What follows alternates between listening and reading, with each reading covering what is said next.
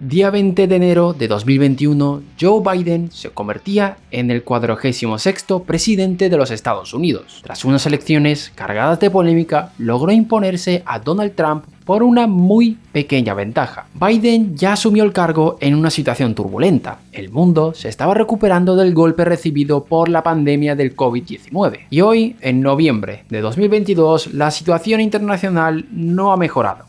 Y muchos son los que acusan al presidente de los Estados Unidos de no saber manejar la situación, diciendo que es el peor presidente que ha tenido Estados Unidos en su historia y pidiendo la vuelta de Trump. Día 8 de noviembre se celebraban unas elecciones intermedias, donde se elegía a los representantes de la Cámara de Representantes y el Senado. Los demócratas perdían el control de la Cámara de Representantes, algo que evidentemente ha sido muy celebrado por los republicanos. Pero ahora la pregunta es, ¿realmente Biden lo ha hecho tan mal? Pues hoy vamos a averiguarlo, centrándonos evidentemente en el terreno económico. Así que poneros cómodos, que empezamos. Durante el primer año de Biden, la economía estadounidense tuvo un crecimiento espectacular, mayor que el de sus precedentes Trump y Obama. Pero frenemos un poco el carro. Muchos ahora se estarán pensando, ostras, qué bien, le ha ido bien en su primer año.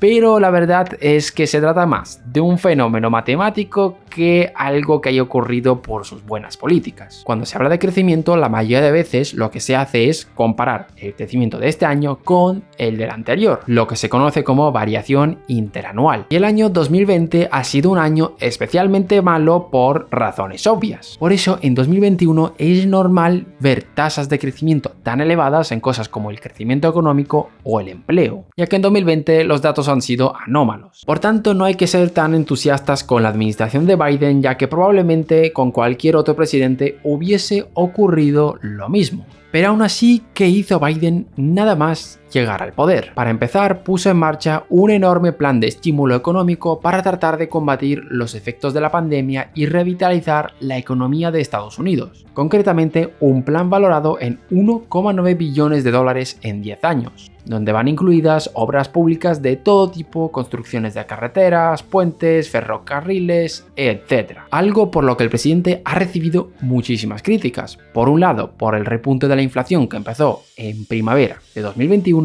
y por otro, por el enorme aumento del déficit público y por ende de la deuda. Vamos por partes. Y empezaremos por lo segundo. El déficit fiscal y comercial es algo inherente de los Estados Unidos. Lleva muchísimos años y bajo distintas administraciones incurriendo en estos. Y lo hace principalmente por dos razones. Uno, porque puede, y dos, porque podríamos decir que está obligado a hacerlo. Ahora vamos a explicarlo. Como muchos sabréis, el dólar es la moneda de reserva internacional, lo que en la práctica significa que muchos van a demandar dólares estadounidenses. Esto hace que la deuda de Estados Unidos sea muy codiciada, permitiendo al país incurrir en déficits crónicos sin apenas preocuparse, ya que casi siempre estará garantizado que alguien les vaya a comprar sus bonos. Y en segundo lugar, están medio obligados a hacerlo. Desde la Segunda Guerra Mundial, el dólar se convirtió en la moneda de reserva internacional, aunque no fue hasta los 70, con la caída del patrón oro, donde esto terminaría de consolidarse al quitar los pocos límites que le quedaban al dólar. Ya os explicamos en otro vídeo en qué consiste que el dólar sea la moneda internacional, pero resumidamente los precios internacionales están fijados en dólares y todos utilizan dólares para hacer transacciones internacionales, con el fin de reducir lo que se conoce como costes de transacción. ¿Y cómo se abastece esta demanda de dólares? Incurriendo en déficit. Si incremento mi déficit, provoco una inyección de dinero en la economía.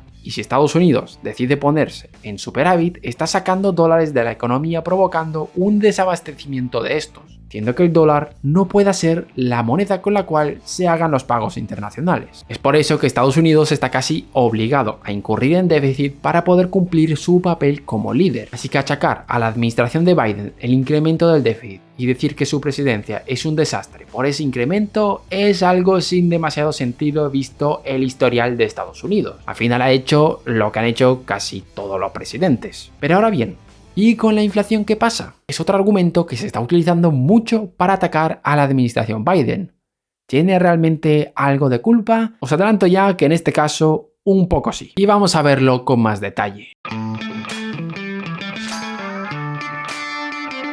Desde que Biden asumió el cargo, la inflación de Estados Unidos se disparó a niveles récord. Y es verdad que parte de la culpa la tiene su administración, pero tampoco deja de ser verdad que se han juntado muchas cosas que han ayudado a que se dispare a niveles récord. En primer lugar, en 2021 influía mucho ese efecto rebote que comentamos, como aumentaba muchísimo el crecimiento y el empleo, las tasas de inflación también se disparaban, porque en 2020 también estaban bajas. Pero no todo es por eso. Como ya se ha comentado mucho en este canal, hubo muchos cortes en la cadena de suministros que empujaron los precios al alza. Y uno de los sectores que más destacó en el 2021 fue el de los microchips, disparando los precios de muchos componentes electrónicos. Y un sector que ha sufrido mucho esto en Estados Unidos fue el sector del automóvil. Si os acordáis, allá por el 2021, portadas de periódicos inundaban con titulares avisando de la enorme escasez de coches en Estados Unidos, donde hasta los coches de segunda mano costaban ya más que los nuevos, debido en gran medida a la falta de componentes para la fabricación de nuevos vehículos. Si os ponéis a revisar los componentes de la inflación de ese verano, os daréis cuenta que gran parte de esa subida de inflación es debido al incremento del precio de los coches.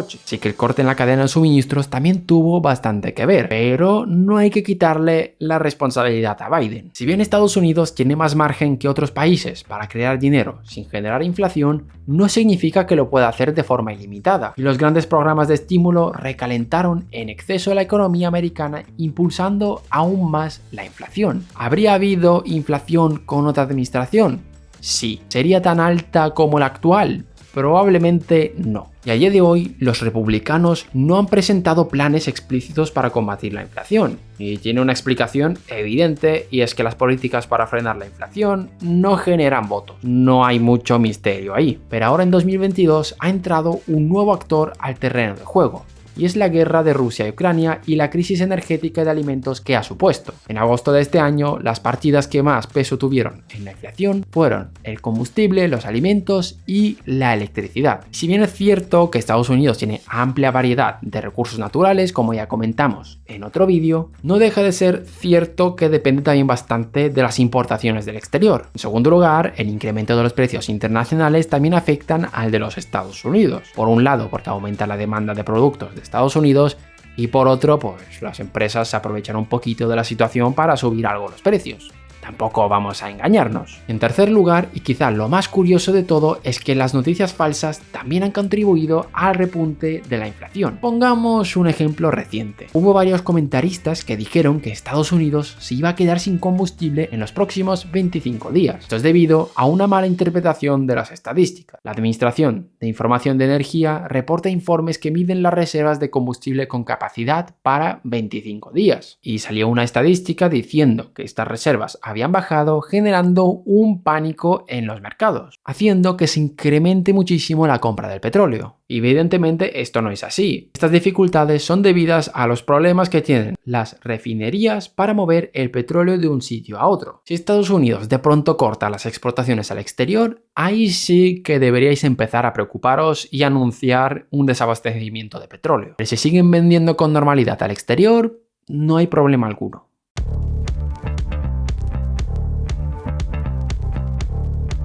No hay mucho más a destacar hasta ahora a nivel económico de la administración de Biden. Realmente no ha hecho nada destacable ni para bien ni para mal. Si eso, lo único malo es el descontrolado gasto que ha tenido, pero sin más. Luego entran otros factores como los geopolíticos, donde muchos acusan de que Biden podría haber hecho algo más para evitar el conflicto de Rusia y Ucrania, ya que de haberlo evitado probablemente la situación internacional no sería la que es ahora mismo y los precios estarían más calmados. Aquí una opinión personal y estoy en parte de acuerdo. Es un secreto a voces que a Estados Unidos lo que le preocupa ahora es Asia y el avance chino, y Europa le da ahora mismo bastante igual. Y en cuanto a la aprobación del pueblo, si cogemos los últimos 5 presidentes y ordenamos de peor a mejor puntuación, Joe Biden ocupa el segundo lugar, solo superado por Donald Trump con un 47% de aprobación. Pero bueno, la opinión del pueblo no siempre es el mejor indicador para decir si un presidente es bueno o malo, ya que, como todos sabéis, en política hay mucho ruido por el medio. Por ahora no ha habido ningún movimiento relevante y no es ni un desastre ni tampoco una revolución para los Estados Unidos. A ver qué hace en los años que le quedan de su mandato. ¿Y vosotros, qué opináis de Joe Biden? ¿Creéis que es el peor presidente que ha tenido Estados Unidos? O bueno, si alguien cree que es el mejor, también puede ponerlo en los comentarios. Gracias por vernos un día más y nos vemos en el próximo vídeo.